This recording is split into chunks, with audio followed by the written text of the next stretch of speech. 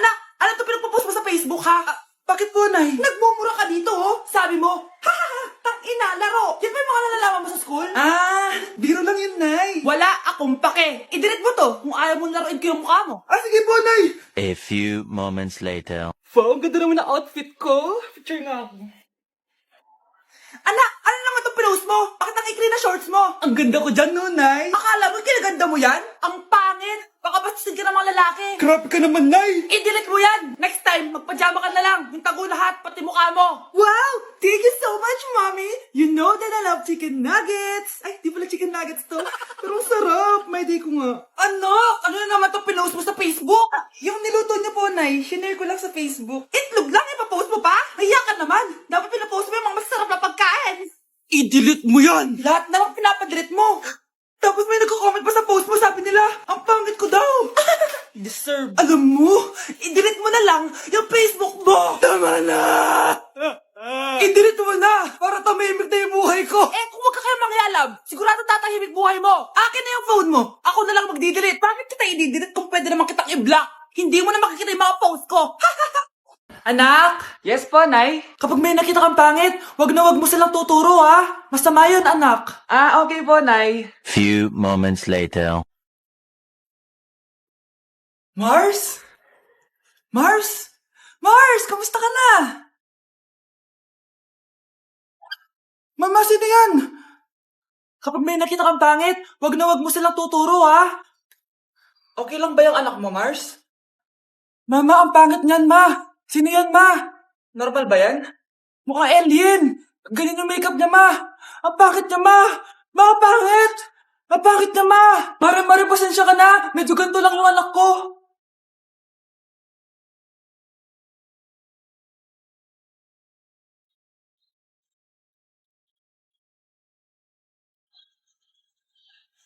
Uy, iho, kain ka na. Ay, sige po.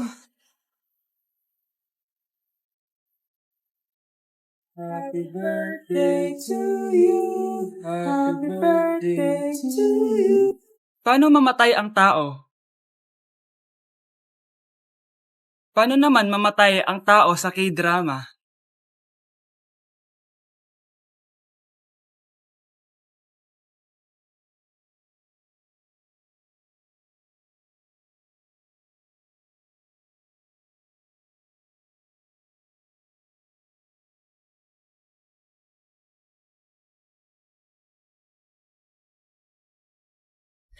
널 품기 전 알지 못했다. Kakagising ko nga lang pala mga mare. Charot lang, kanina pa ako gising. Habang tumatae nga pala ako mga mare, bigla ako may naisip ng pagkakakitaan. Kaya naman nagpahatid na ako mga mare sa malapit na grocery sa amin. Bagong-bago nga pala itong naisip ko mga mare at wala pa nakakagawa nito.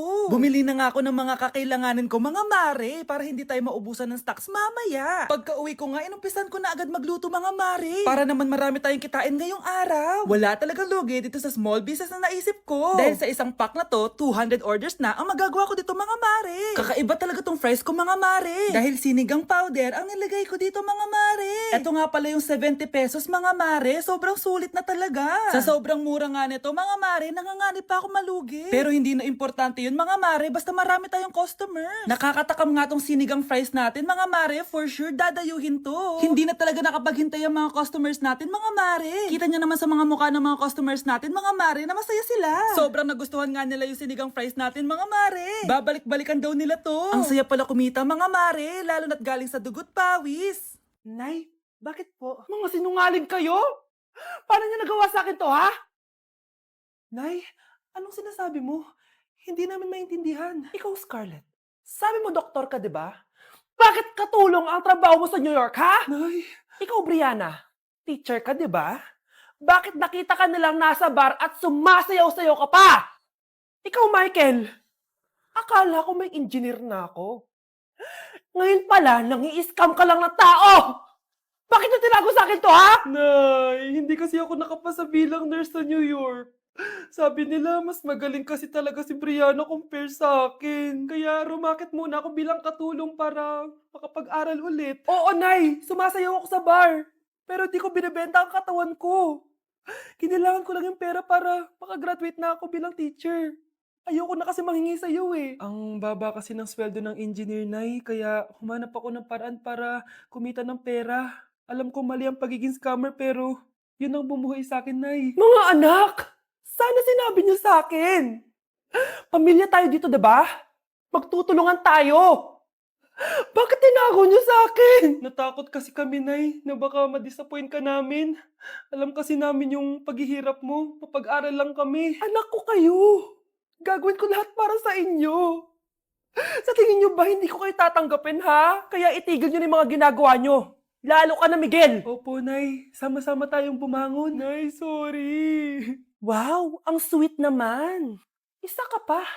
Gusto mo talaga masira itong pamilya namin, no? Lumayas ka dito! Pamilyang peke! Ano? Palibhasa, hindi ka mahal ng pamilya mo. Mga ate, kuya, proud pa rin kami sa inyo. Mga anak, simula ngayon, sama-sama na tayo, ha? Walang iwanan at walang magtatago, ha? Promise? Promise, Nay. Hindi na kami magtatago.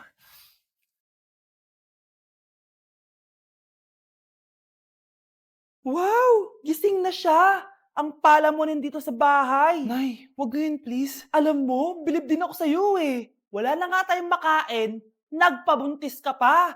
Buti pa yung anak ni Rosa, pag-aaral ay natupag. Nakakawalang gana. Yan, umalis ka. Diyan ka magaling. Kasalanan mo to! Sinira mo yung future ko! Ate, please, tigilan mo yan. Walang kasalanan yung bata. Hindi! Dahil dito, galit sa akin si nanay. Kaya dapat mawala na to! Ate, wag! Ate! Anak, kain ka na oh. Nay, sorry anak ha sa mga sinabi ko. Hayaan mo, babawi ako sa'yo ha. Thank you, Nay. Nay, sumasakit tiyan ko. Nay. Oo, yung pinag-usapan natin ha. Hihintayin ko lang mga anak tong babaeng to. Pag nabigay ko na yung bata, ibigay mo na agad yung pera sa akin ha. Balak ibenta ni nanay yung anak ko. O anak, okay ka lang? Walang iya ka, Nay! Ang sama mo! Akala ko, totoo nagbago ka na. Pera pa rin pala yung nasa utak mo. Abay, bakit? Wala ka nang pakinabang dito. At least yung anak mo, mapapakinabangan ko. Wala ka namang papakain dyan eh. Napakasama mo! Lalayas na ako sa impyernong to! Sige, lumayas ka! Sino tinakot mo? Tignan natin kung saan ka pupulutin. Hello, Bes. Hello, Bes. Kilala mo ba si Edward? Oo, Bes. Siya yung ama ng dinadala ko. Mayaman pala sila, Bes. Gusto kanyang makita kasi gusto niyang panagutan yung baby mo. Talaga? Oo, Bes. Ito na yun, Bes. Bes, hindi mo na kailangan magtiis na nanay mo. Hindi pwedeng anak ko lang ang makikinabang sa yaman ng lalaking yun. Dapat ako din. Anak! Ano yun, Nay? Lagi mong tatandaan na lahat ng bagay dito sa mundo pwede mong makuha. Basta maniwala ka lang. Talaga po, Nay. Ang galing naman po. A few moments later. Kailan kaya ako magkakajowa? Lagi mong tatandaan na lahat ng bagay dito sa mundo pwede mong makuha. Basta maniwala ka lang. Malapit na ako magkajowa. Uy, yun ang ginagawa mo. Maniniwala ako na magkakajowa na ako. Magkakajowa na ako. Magkakajowa na ako. Magkakajowa na ako. Hi, kuya. Crush po kita. Magkakajowa na ako. Magkakajowa na ako. Magkakajowa na ako. Magkakajowa na ako!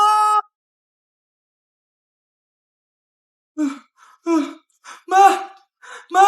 Oh, bakit? Ano ba yan? Bakit ang ingay mo? Verified na ako, ma! Verified? Ano yun? Matignan mo may blue check na sa pangalan ko. Verified ka na, anak! Verified ka na! Yay! Verified na siya! Verified na siya! Verified na siya! Verified na siya! Verified na siya! Verified na siya! Verified na siya! Verified na siya! Verified na siya! Verified na siya! Verified na siya! Verified na siya! Verified na siya! So, ayun guys, verified na tayo dito sa TikTok. Woo! Yes! Napakasaya! Salamat sa mga sumuporta sa akin from the very beginning. Ayun guys, super na-appreciate ko kayo and maraming salamat talaga. Hiningal ako doon. Mahal ko kayong lahat. Anak? Yes po, Nay. Halika na dito, kakain na tayo. Sige po, Nay. Eto anak, kumain ka na. Lasang panis, Nay. Hindi panis yan, anak. Ano ka ba? Totoo nga po, Nay. Hindi nga. Sige po, Nay. Sige po, Nay. Few moments later. Aray, sakit ng tiyan ko. Nay, CR muna ako. Sige lang, anak. Mag-CR ka na.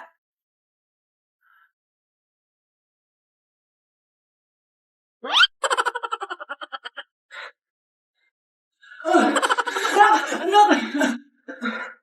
Ako muna! Anak! Anak! Nay! Wait lang po, Nay!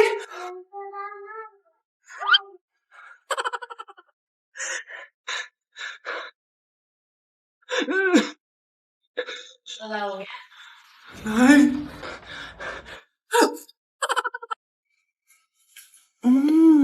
Nay! Gutom na ako! Gusto mo na ito? Nakain ko na! Oh, ito. Pagkain para sa'yo. Pagpasensyahan mo ng nanay mo, ah. Salamat po. Sana ikaw na lang yung naging nanay ko. Hoy, anak! Pumasok ka nga dito! Sige na. A few moments later. Nay! Hindi ikaw yung tunay kong nanay! Ha?